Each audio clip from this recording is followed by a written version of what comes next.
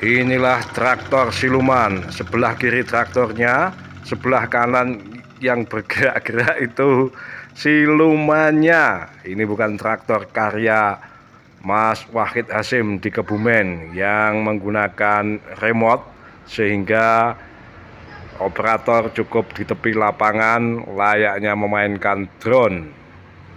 Kita akan beli satu saat nanti, semoga amin. Ternyata masih ada satu siluman lagi, siluman ban. Ya, mulai pembuatan bedengan. Air putih, Mas. Sam.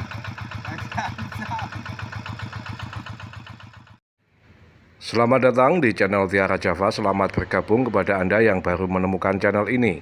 Hari ini 12 Desember 2022. Kami melakukan olah lahan di dekat lahan saya pada ketinggian 168 meter di atas permukaan laut.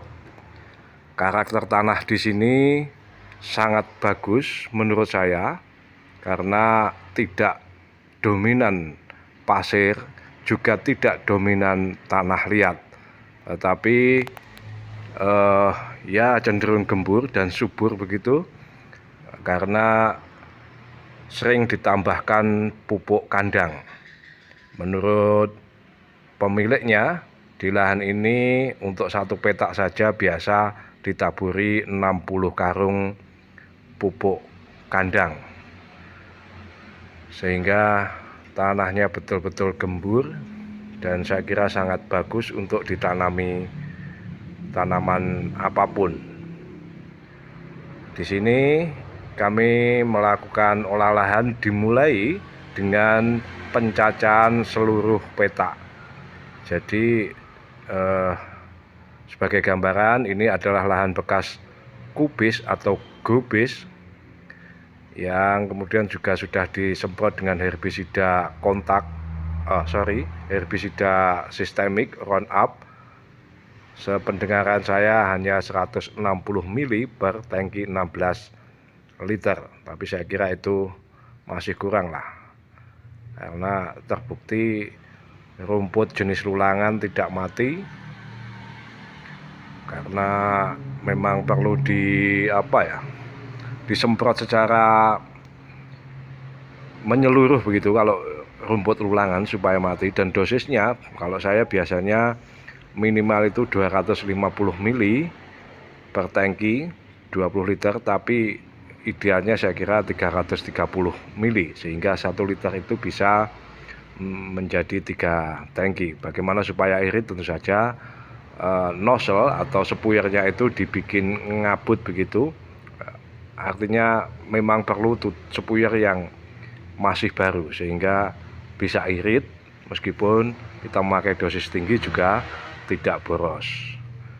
Nah, ini kondisi lahan tadi sebetulnya masih banyak rumputnya tapi belum tinggi, sehingga ketika dicacah ini juga tidak terlalu kelihatan hasil cacahan dari gulma itu.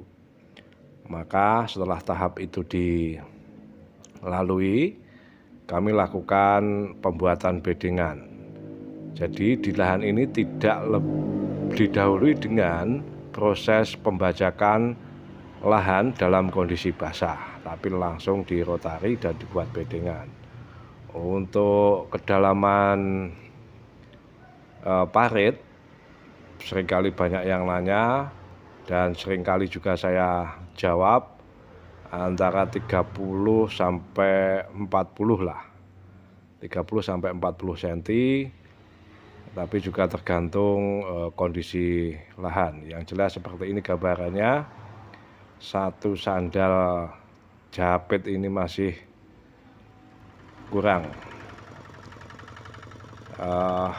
Kawan-kawan di kawasan Blitar Utara, maksudnya adalah di sebelah utara Sungai Brantas, yang membutuhkan jasa rotari dan pembuatan bedengan, silakan kontak ke nomor WhatsApp saya yang saya cantumkan di ujung kanan atas video. Kita dapat berdiskusi mengenai tarif dan kemudian perlakuan apa yang ideal sebelum dilakukan pembuatan bedengan.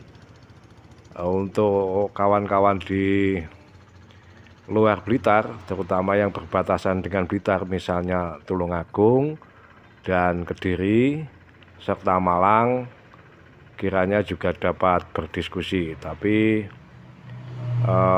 kalau jaraknya semakin jauh, mohon maklum, kami juga memerlukan bahan bakar yang tambah begitu. Jadi tapi tidak mahal lah saya kira dibanding kalau kita mengerahkan tenaga manual untuk pembuatan bedengan. Pada prinsipnya kami juga tahu kaum tani itu perlu menekan biaya produksi, terutama sejak kenaikan pupuk non subsidi yang gila-gilaan, tak terkendali. Pemerintah tidak bisa campur tangan, plonga-plongo, sementara pupuk yang subsidi juga semakin dibatasi hanya untuk petani yang menanam bahan pangan. Untuk petani hortikultura kiranya semakin lama tidak perlu berharap menggunakan pupuk subsidi.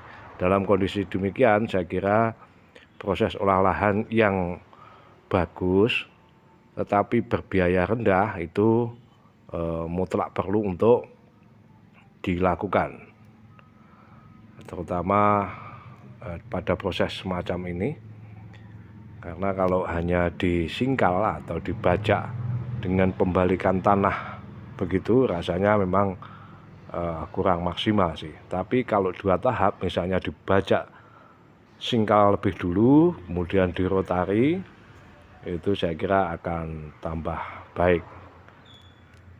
Demikian kawan-kawan apa yang bisa saya bagikan kali ini. Saya tidak ingin berpanjang-panjang supaya kawan-kawan bisa menonton sampai akhir, pesan utama saya sampai. Dan seringkali karena saya menghadapi kenyataan bahwa video 1 menit pun sering gagal atau sering disalahpahami. Maksud saya begini, kira-kira 30 detik ke atas itu seringkali kawan-kawan melewatkan inti video sehingga banyak yang mispersepsi atau salah paham. Oke kawan-kawan, sekali lagi saya ucapkan matur sembah nuwun, salam.